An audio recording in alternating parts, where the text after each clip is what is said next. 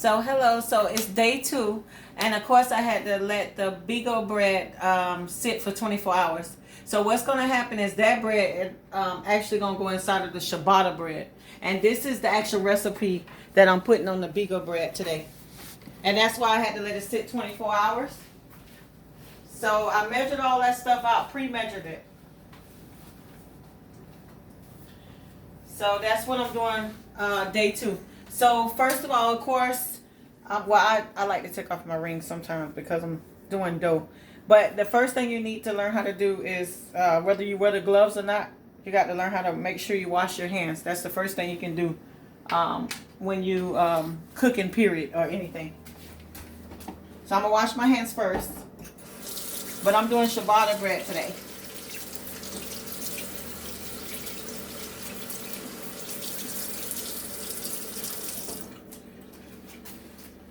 Let me dry my hands. So what's going on is I have to measure. See, this is how I stored it yesterday. I had to put the saran wrap on and let it poof overnight. There you go. That's how it looked when it poofed. Okay, so what's going to happen is I'm going to have to take this out. And this how it look. So you're not tripping if it look like a biscuit. But what I'm doing right now is I got to measure. It should be 16 ounces or either 1 pound. So what I'm going to do is I'm going to put this right here. And I'm going to use my knife. And when you're using a scale, you always got to zero it out. And make sure it's on the one that you need. Okay, and this should be ounces, and they said 16 ounces. So what I'm literally finna do is cut a piece and measure it. Okay, I'm not at 16 yet. Okay. It might be too much. Oh, I'm still not at 16. Wow. 13.45. Okay, let's see. 16 ounces, just a little bit too big. Cut a corner off of it. Uh-oh, we right there. Wow, I'm pushing it. 1680. How about I trade that one out to this one? 1610. What? Oh, this is crazy. What? Did it lose some? 1685. Let's see. 16 on the head.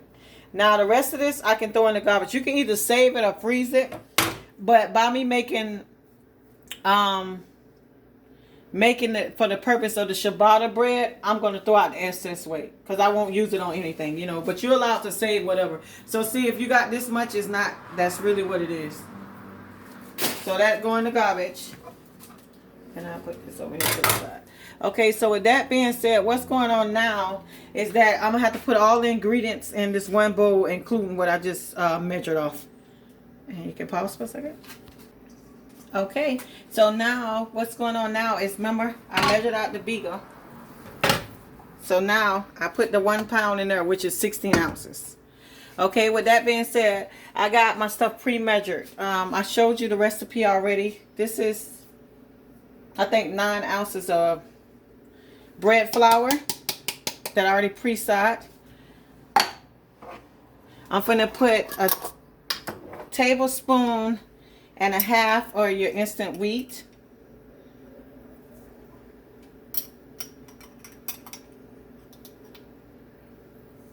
Okay.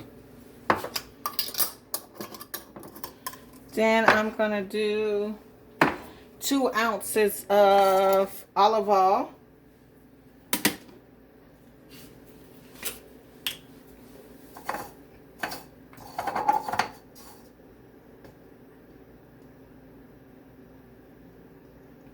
As you can see, you have to be very careful to make sure you measure up everything you use, so you'll get the full understanding of everything.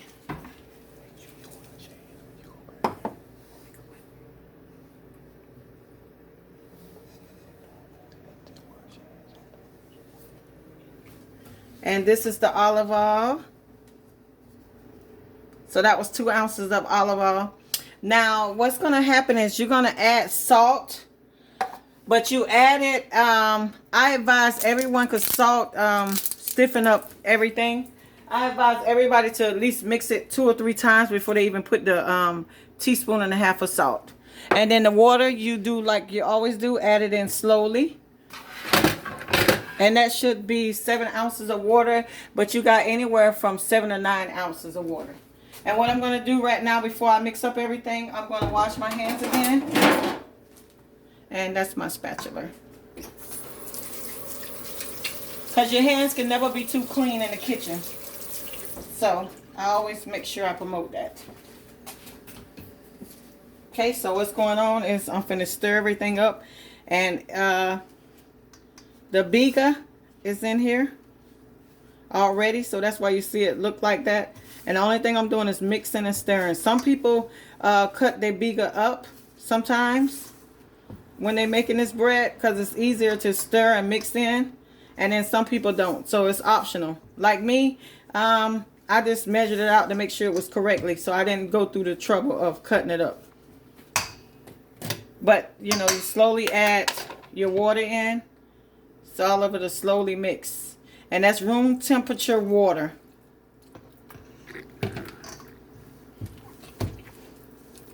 So the only thing finna happen is I'm just gonna keep mixing, and it's gonna remind you of how everything mixes up, you know, like a dough.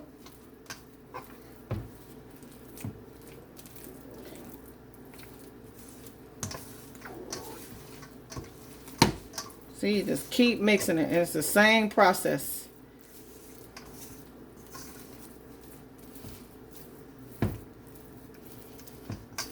So you can pause it real quick.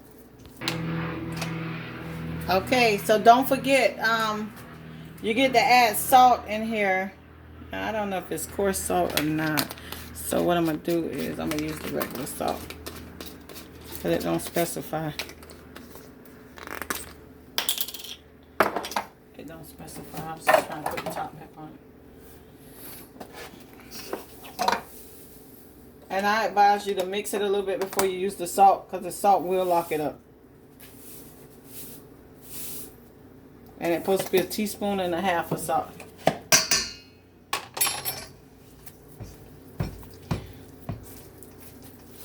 And you just make sure you mix it all in. So your dough gonna look like it's a biscuit a little bit, I want to say. And now at this point, only thing finna happen is I'm finna put more of the bread flour, where I'm gonna roll it round and to make sure it dough out, okay? You don't want to make it too pastry, but you do want to have enough where it soak up most of the water. See, because that's too sticky, so you got to make sure you got it.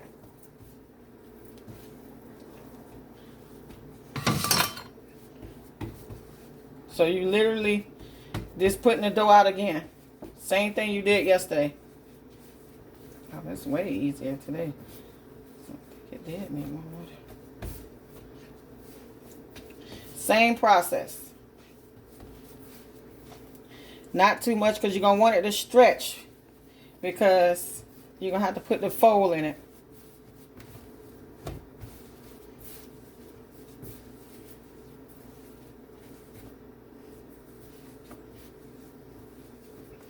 Okay, so after this, what's going to happen is we're going to do the similar thing that we did yesterday, except I'm going to put it on a piece of sheet paper and put it in a pan, and then it's going to have to sit for 10 minutes. So it's the same exact thing, except, you know, remember, it's 2 breads in one. It's the bigger bread in there mixed in. So we're making bruschetta.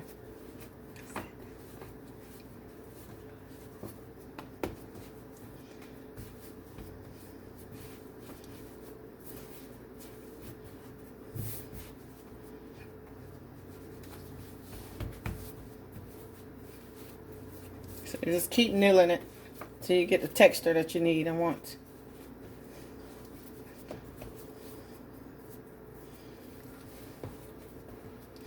So what I'm going to do is pinch off a piece. Just to see if it'll make a window. I need to go a little while longer. Just a little while longer. Yeah, if you learn the window test, that's when you'll notice your dough ready to go to the next level.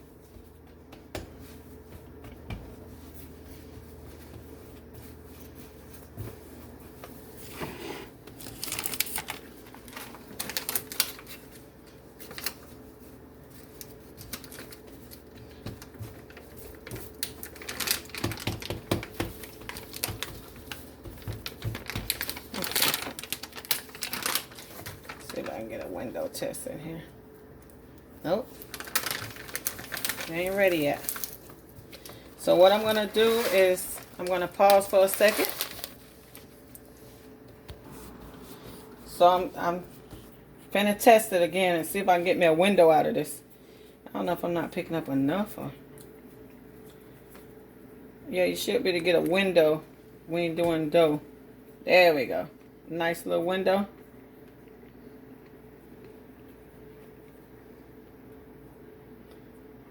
Yeah. So we good. Okay, so now what's going to happen is I'm going to get a sheet pan, which I don't have a sheet pan. I'm at home. So what I'm going to do right now is I'm going to put a piece of wax paper in a big pan. And I'm going to have to let this poof for 10 minutes. So that's what I'm going to do now. So I got, this is the only pan I got access to. So I'm going to have to try it in this. And I got wax paper. They call it sheet paper, wax paper. And what's going to happen is I'm going to put it in this pan, just like this.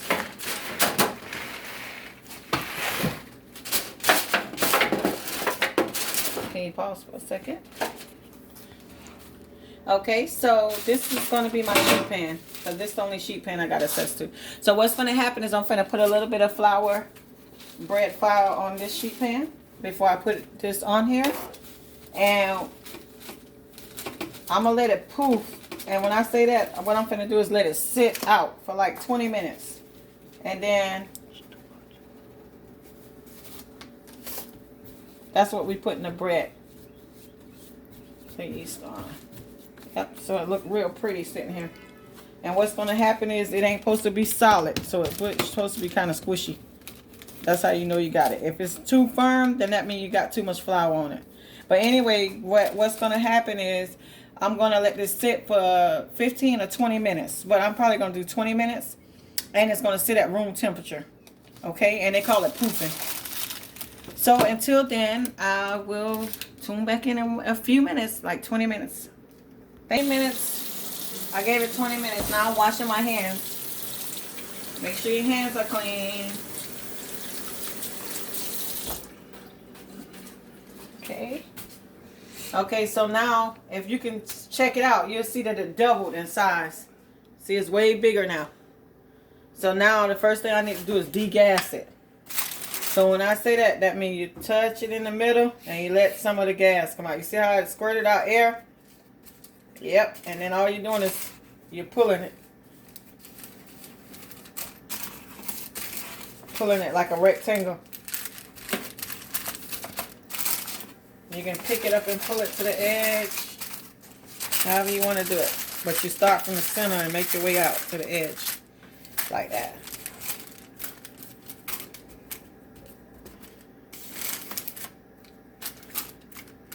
Just for 1 minute. Pause it. So I stretched it. You done put it in like a rectangular. So this is what the ciabatta bread is famous for, the fold. The trifold. So there you go. Fold it one way. Fold it another. Then you can pick it up or leave it like that. It don't matter. But as long as you have the fold in there. Now what's going to happen is it got to sit 20 more minutes. And what it's going to do is double in the size again. And some people, they cut it before they fold it. Or either they just leave it as one fold. So now we got to wait 20 more minutes. And then tune in. I'll get back on in 20 minutes. Because I ain't got no gloves on. So that's why. You got them? Okay, so now I'm going to do the next trifold. And of course, I'm washing my hands. You always got to keep your hands clean. There's no such thing as not having them clean enough. And as you can see, it's swole. See, look, it swole up. It's bigger than the last time. Okay, so I dried my hands, and then I'm finna degas it. And when I'm saying that, not too much, enough to stretch it. Stretch it and pull it. Cause remember, you finna fold it again. There we go. So we're finna fold it one more time. Bingo. And bingo. There we go. And you don't have to move it. You can leave it in that one spot. There we go. So now, 20 more minutes again. So you done folded it twice already. So that's all you got right there. You done folded it twice. And now what you're doing is room temperature 20 more minutes. And I'll be tuning back in a second. Okay, so my 20 minutes up. So as you can see, it's huge. It done swole some more. Swelled. Okay, so what's going on is I'm going to use another sheet, another cookie sheet. Well, it's called wax paper. And what I'm going to do is spread a little bit. And I'm going to transfer it to this particular paper. And it's just oil. It can be any kind, the spray kind. And what I'm going to do is literally pick it up. Dust it off just a little. Because it got excess flour on it. But what's going on is I'm going to put it on another baking sheet. So this right here I'm going to throw out.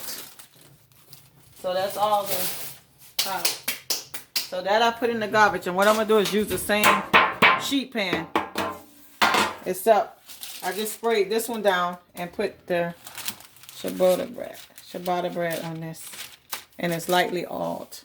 Okay, now what's going on is I put a pan with water in it because I don't have a steamer. And what's going on is when you preheat your oven, because you're going to need it at 400 degrees, 400 for 20 minutes. That's what this process to get this bread processed. Okay, so what this is the old school way to steam your bread so it'll get crispy. So what's going on is I preheated it at 400, but I already had the pan in here. So it's a little bit of steam should steam it.